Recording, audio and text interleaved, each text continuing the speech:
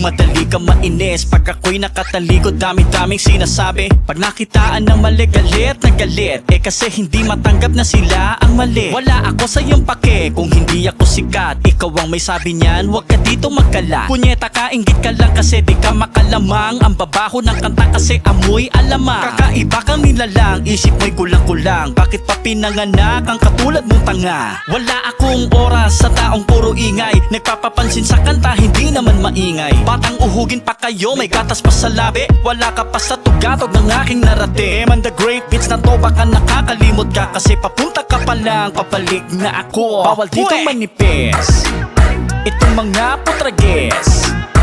Bawal dito manipis. Tumapit-tabi mga balat sibuyas. Bawal dito manipis itong mga putrages.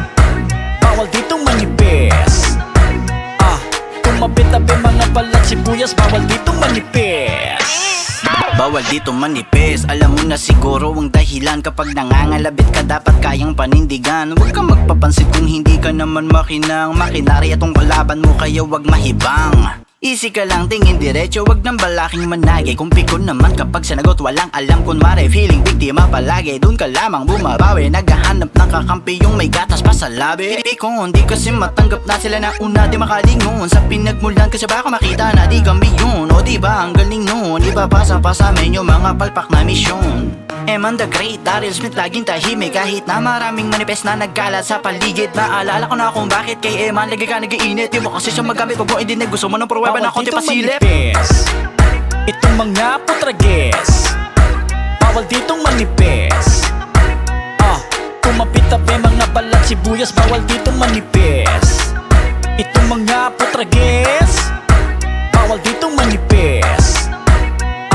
Tumapit-tabi mga balat sibuyas. Bawal ditong manipis itong mga putrages.